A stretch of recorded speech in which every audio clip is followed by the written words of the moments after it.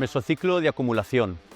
Venimos de un periodo en el que hemos realizado nuestras primeras sesiones de entrenamiento y fundamentalmente hemos conseguido dos grandes objetivos. El primero, la sistematización, empezar a crear orden para que podamos integrar dentro de nuestra semana el entrenamiento junto con nuestra vida laboral y nuestra vida personal. Y el segundo, esas primeras adaptaciones tanto cardiovasculares, también desde el punto de vista estructural. Es posible que en estas primeras sesiones tengamos alguna molestia a nivel tendinoso o a nivel muscular y ya a medida que va avanzando la planificación vayan desapareciendo. Pero entramos en un mesociclo muy importante, un mesociclo que va a estar compuesto por 4 semanas. Las 3 primeras serán de carga y la última será una semana de descarga.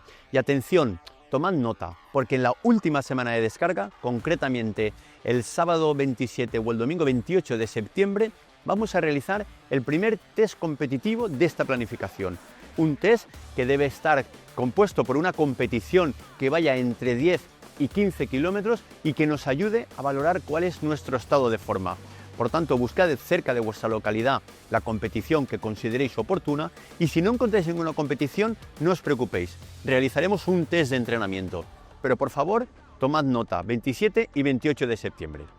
¿Cómo va a estar compuesta la estructura de la semana?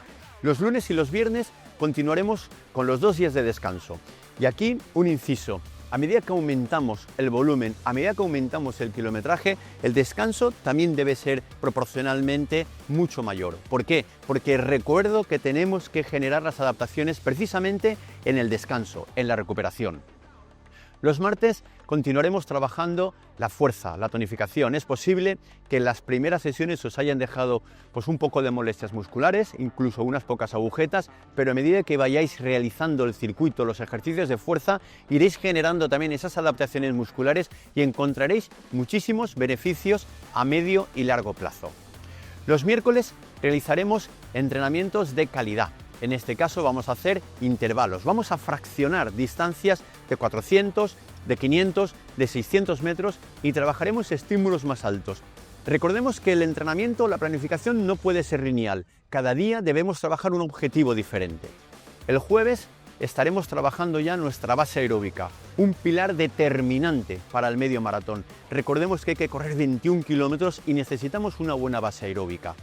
El sábado vamos a realizar un entrenamiento muy interesante. Vamos a realizar entrenamientos controlados, ritmos con series semilargas, series de 2 a 3 kilómetros con recuperaciones activas, donde vamos a empezar a trabajar un ritmo muy próximo al de media maratón. Es decir, progresivamente, conforme vayan avanzando las semanas, nos iremos aproximando a ese ritmo. Un tempo, un controlado, una sesión realmente interesante. Y los domingos os vais a dar cuenta cómo cada semana el domingo crece en su volumen, crece en su cantidad de kilómetros, porque es importante que hagamos un excelente trabajo de construcción aeróbica. Necesitamos muy buena base aeróbica para poder estar después compitiendo durante esos 21 kilómetros. Como veis, una semana muy equilibrada, que el conjunto de cada una de esas sesiones hace que mejoremos nuestro estado de forma. Y quiero lanzar un inciso. Es importante que trabajemos la parte preventiva. Por ello, os recomiendo a todos que vayáis al fisio de confianza. No solo que vayamos al fisio cuando ya es tarde porque tengo una lesión o porque tengo una molestia importante. No, debemos prevenir muchísimo antes este tipo de situaciones. Por ello, lo interesante es que vayamos al fisio, pero que además, junto con el fisio, podamos establecer diferentes sesiones hasta que llegue el día de la competición. Pues muchísimo ánimo a todos, muchísima fuerza en este mesociclo. Un saludo y nos vemos en el siguiente vídeo.